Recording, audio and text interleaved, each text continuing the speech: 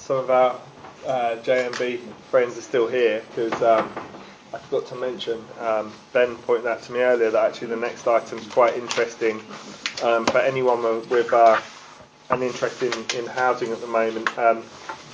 So next agenda item is about the right to buy and housing associations. This has come about. OSC are looking at the implications of. Does everyone on the committee know a bit about this? About where it came from? There's a housing bill just been put before Parliament. So very, very early stages at the moment. But part of that bill includes the extension of right to buy into housing associations, and early suggestions, and some of the details seen now. It's not clear.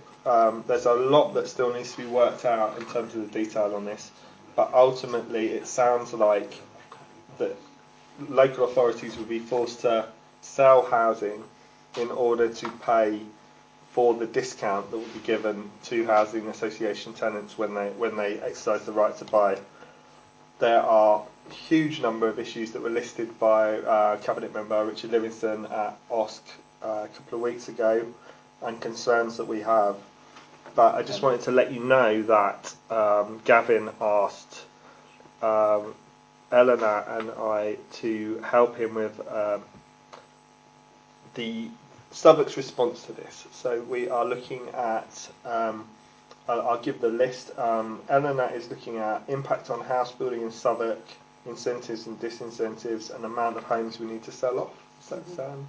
These are my notes from the last time we talked about it, but I don't know if it's exactly. I'm looking at the actual impact on housing associations in Southwark and the impact on the council's housing management. And Gavin is looking at internal preparation within the council for the effects of this, and our outward-facing response as well as a council. Carl, you had a point? I think I may have a disposable interest as I live in a housing association and would possibly learn anything from the policy. Okay, that's I think that's good probably to know. an interest, isn't it? Yeah, I think so. We can note it anyway. It's an interest, not disposable. Right. Right. So, I mean, there's potentially a huge impact on Southwark. Early estimates on some of the impact to our properties were something in the region of everything. This is as they become void, we'd be forced to sell them. So everything in SE1, every street property, and every single one of our 11,000 new builds. But who sets the price on these properties? I mean, if you were going to be silly about it, just put them on the market at such a high price, they'll never be sold. Surely they, because the whole point of the right to buy fell to bits because A, the discount was too high, so you wouldn't have to replace the property, and secondly, because Thatcher wouldn't let the money back to the councils. But if we're going to have to do this, if we're going to have to replace properties with ones sold on the right to buy, we need to be able to set the price high enough to replace that stock.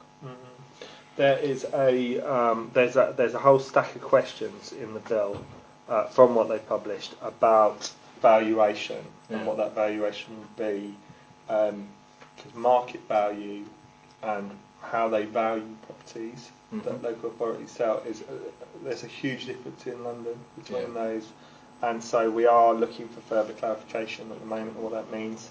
Other really strange impacts of this are, for example, it's only local authorities with housing that can be forced to sell. So if you, for example, Lambeth, where housing is Lambeth Living rather than Lambeth Council, can't be forced to sell those to pay for this. So we're in a situation where housing associations have said to us that if they've said, some of them have said to us that if they are forced to sell properties in Southwark, even with the money they will get, they will not build more in Southwark. They will build in Bromley, Croydon, etc.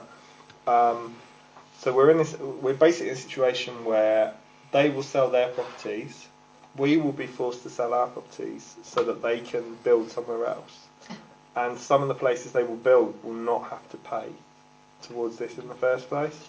It's not been thought through at all. There's so much wrong with this bill. So the idea of the scrutiny that Oscar's doing is to look early at all the questions we've got and look at, what the potential impact on Southwark would be, because it's catastrophic for our housing stock. Chris? Where will it stand with the 11,000 new homes that are being built? None of them will be built, in my take. Well, It's, they um, immediately have to be sold. They'd have to be built This and then is- sold straight It's, away. it's one of the questions, that we have. We believe that they wouldn't have to be sold until they became voids. So you would have people moving into them once, and then And they that will would. be allowed, will it, for people to move on? Well, I mean, when the questions we've asked about that, even the people who wrote this bill understand that we're not going to build houses just to sell them straight away to pay for someone else to build houses. Just stop now. But I'm going to hand over to Eleanor, because Eleanor obviously is also working on this, and she will give you her thoughts. I mean, not more positive thoughts. I think there's still so many questions, and unfortunately, I think initially when this proposal was clearly going to happen because the Conservatives won, I think it was thought that, well, at least there will be a statute that will kind of have all the proposals in, but we don't actually have that, because part of this deal is a voluntary deal that's been done between the housing associations and the National House Building Federation and the government. And so the housing associations have got a reason to do that. They said, we want this to be voluntary, we want to have more control over it. So they've essentially said, we'll do this, we won't be forced into doing it on these conditions. The problem with that is that you don't see the side, you don't really know what the government side of that deal is. So there's loads of gaps in this legislation, this proposed legislation, that aren't filled. On how many homes will Southwark lose, will it be all 11,000 homes? Again, no one really knows. There's some talk of the council being able to make a payment instead of selling those homes. Now, firstly, so what they would do is every year they'd say, Southwark, we think that you're going to sell either many £1 million worth of homes, and if you like, you can just give us that money and you can find it from somewhere else. So, I mean, great, but where would we find that from? We've got to find, that's presumably selling something else. So loads of questions about it. Worth looking at the letter that was, and there have been questions about whether, I think something like 35% of housing associations didn't sign up to it, but all the big ones did, and the ones that own certainly all, if not the vast majority of the stock in Southwark, did. So lots of questions there, and probably a few other things that are really relevant to this committee in the bill as well is also the pay to stay rents will be in that as well. So that is increased council rents for what they're proposing in London is for council tenants who earn more than £40,000. So that will be for the first time means tested council rents, and I'm sure we've all got views on that, but it's certainly big changes for housing in Southwark. And one of the implications of pay to stay is potentially we will have people who have been very happy to remain council tenants and allow that property to stay in council hands, who will find themselves in a situation where it is cheaper to buy and pay the mortgage than it is to carry on paying the enforced increased rent, and that's ludicrous in itself. I am a fan. Yeah. Okay. How far through is this bill at the moment? First reading, second reading? I think it came out on the 13th of October, so early days. Still very yeah. early days. If I could just add, yes, it had its first reading introduced 13th of October, so its first reading. I believe the second reading is scheduled for the 2nd of November. And committee members might be interested. There is a useful House of Commons library guidance document that actually sets out the provisions of the bill and the potential effects. That's interesting. I think we should circulate that. Yeah, Yeah, that'd be great. I've also got some stuff that has been done internally. Council briefing. Yeah, I've been sent some stuff by Shelter today as well that I can happy to share. It's. I mean, there is, interestingly, in the bill, there is powers for to introduce a national register of rogue landlords, which is very similar to we've been looking to register landlords. So there are things in the bill that may be interesting to Southwark, but there is so much in it that we are worried about that that's what we'll be concentrating on. We'll be concentrating on specifically on the right to buy stuff, and we are putting a draft to OSC at the end of November, the first draft of the report. But we will circulate some more information. I think everyone on this committee, I think it really does, impact on what we look at, and I think it's important that we're all really, up on the detail of how this could affect Southwark's housing stock, because it's dangerous times.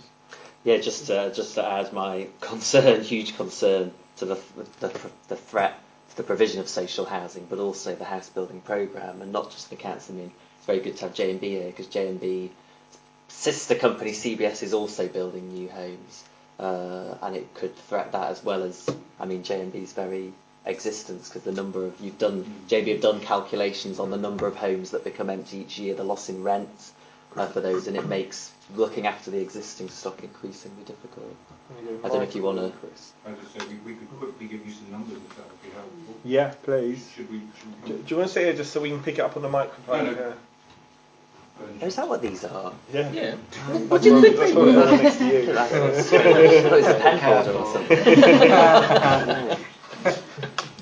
You think they weren't marked spaceships?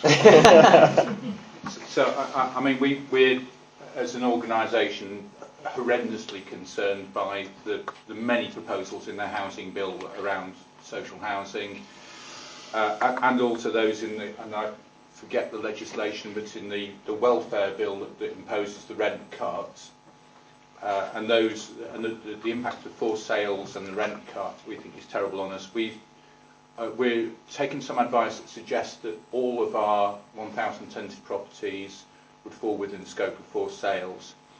As I say, it's not clear how the legislation would go at the moment. This could also include transfers. So those people who move under the spare room subsidy, aka bedroom tax, you create a void when you move somebody in. So again, that's another property that's gone missing.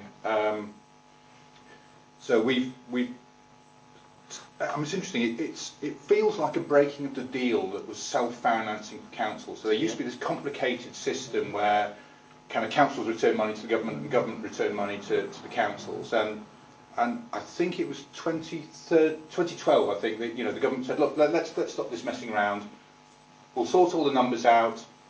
You keep your housing budget. You pay for your debts, and we won't interfere with you ever again. Now, obviously, forced rent cuts do that, and the J&B, we became the first self-financing TMO in the country with the support of the council, because we said, right, okay, let's do that on a micro scale. And Bernie, I know you've done some modelling of the impact of forced sales. So 40 voids we get a year, so that would be 40 forced sales, and that just leaches our tenanted properties. Most properties, we find go from right to buy to let very quickly. So there's none of that solidarity of community which we rely on as a community organisation to be our lifeblood and to keep that energy and enthusiasm. Bernie, do you want to? We're not prepared for this, but no. we've been through these numbers quite frequently. So we were expecting inflation plus 1% in rental income. I've done modelling based on all our voids going from 2017-18, and by the 2018-19 budget, we will be 21% lower than what we thought, so we'll lose 21% of our income, which is about 1.5 million for us. And yeah, we're losing 4% of our tenanted stock every year through voids. So very quickly we stop being a tenant managed organisation. We become a leasehold management company, and it's been described by Richard Livingston as an existential threat to us, and it is. We won't exist in our present form if that goes through. Way. And yeah, absolutely. We're all in SE1 and as aspiring young professionals who want to get their foot on the property ladder. And yeah, it is very difficult. I said I was one of those people where we as a family we could see pay to stay coming. So having been very happily a council tenant for a couple of decades, saw that coming around the corner, and it's kind of, do you want us to price you out of your home, or would you like to have 103,000, or as it was at our time, £106,000? It's not much of a brainer, really. Yeah. And, as I say, we're trying to get a handle on the intricacies of the legislation. At the JMB AGM, which was last Wednesday, we had a vote of our members to allow us to explore whatever possibilities we could to mitigate the effects of the legislation on us. It's quite interesting, the spirit of what the government wants to do isn't captured in primary legislation. There's bits that have been done as kind of off legislation deals. And a lot of stuff seems to be potentially contained within secondary legislation, which doesn't have the same level of parliamentary scrutiny. You're right. The issue about what the council charges for homes is very interesting. At the time my family bought our home, the exact mirror image flat was on the market for 50% more. There you go. And another point I'd forgotten that was so even in the short time since the deal with housing associations, which was only 3 weeks ago, that they're already seeing small print that they didn't know about when they agreed to that. Okay. So one of them is so they had felt that they were told that they'd get 100% of the receipts in advance in cash, so they could then build more homes. They're now being told it's 70%, with the further 30% once there's an actual evidence of something being built in the ground. So now they're starting to look at the numbers and say, hang on a sec, that's not what we thought we were agreeing to. Are we guaranteed to get that money? In conversations I've had with housing associations early stage before that deal, they were already saying that the rent reduction was a surprise. This is a surprise. We don't feel we can plan any kind of house building program for the future because we don't know what the next surprise is. And actually already they've done a deal, and now the government is saying, oh, but this, and also you have to agree to this. So the trust is disappearing very rapidly, and that makes it very hard for organisations to plan anything at all. I mean, we're concerned. We've been working on this resident-led house building scheme through a sister organisation structured in a similar way called Leather Market Community Benefit Society. And we've been looking, right from the beginning, working with residents on the designs for the schemes. People have said, look, the right to buy is stupid. It's like trying to fill a bath and leaving the plug out. So residents, and this is interesting because it's been a kind of political truth, but residents said, no, we're happy to have new council rent homes with no right to buy them. We think that's right for our community. We get that.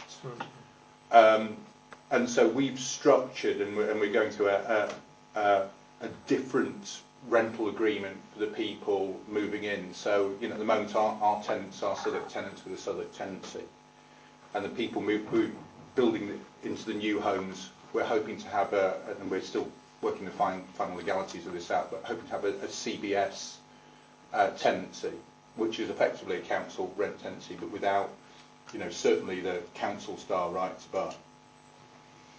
And we're seeing if we can work that, just because it seems wrong to be trying to build new council homes, and that's under the council right to buy, let alone the forced sales that we think might be coming around the corner.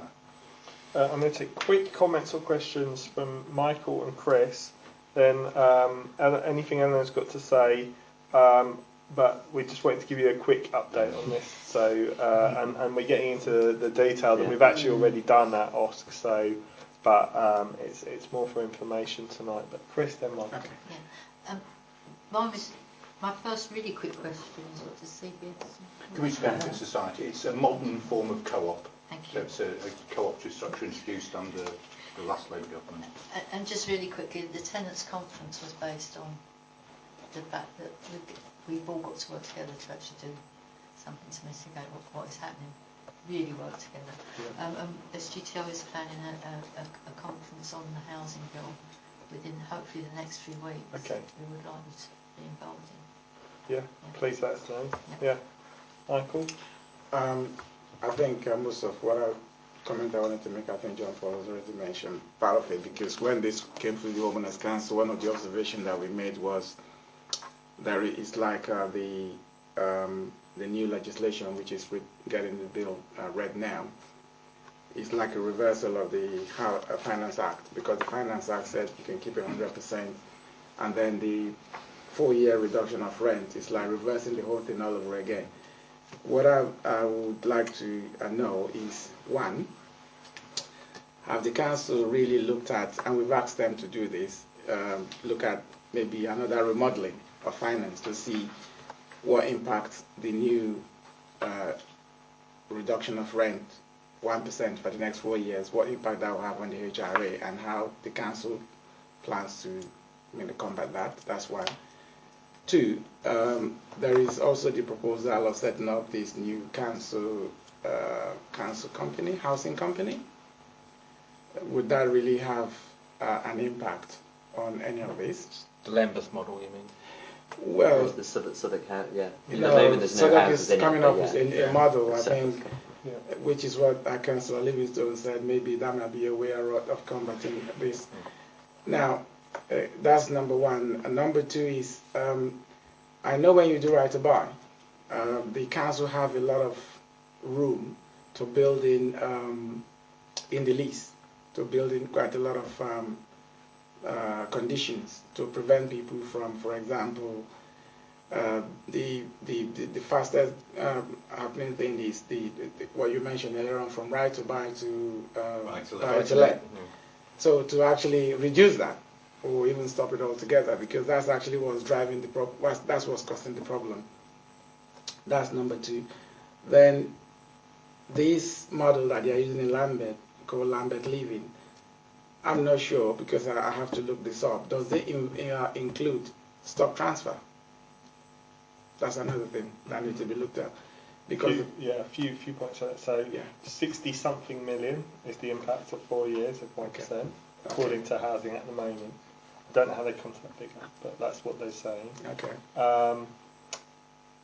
Stock transfers the Act has already figured out that we might try a stock transfer, and reserves the right to take it anyway, even if we do it. Okay. Yeah. But I'm unclear, and I don't know if you know, on whether or not we put our new homes into something. I'm not sure how that. Okay. I think those are the kind of areas people would want to know. So it might be a very good idea to actually maybe put a team together. But this is exactly what we're doing. This is the report. Put a team together to look at all the checks and balances and the impacts of this. OSCEs will be reporting at the end of November on what we found out by asking these questions. Okay. So there'll be time then to have a. And last, very, very quick point from one of our honorary members. The future steering board is going to look at the impact on the housing and planning bill at this meeting after next, and the impact on 11,000 new homes. But initially, the impact on the first 1,500, because you're right, we might be building for sale, and that's a double jeopardy situation, because we could also be building for a right to buy, unless we can protect that issue. But what seems to come out of this is we're all talking, and we're not all talking to each other, right? We need to combine all of this knowledge and all that we've got together, because we're all in it together.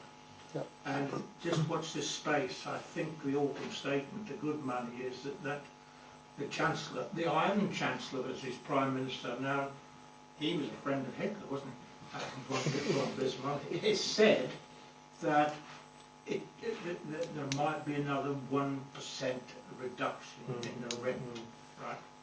So you know what the impact of 1% is. You can well imagine what the impact of 2% is going to be. So. Very interested to hear what comes out of those discussions in a couple of weeks. I think our discussions, we need to swap. We need to start swapping our information, all of us. Right? I think that's something we can recommend in the report as well, Eleanor. Yeah. Yeah, that the council starts bringing things together. Yeah. Okay, I'm going to move on. Couple of last items that I'd just like us to think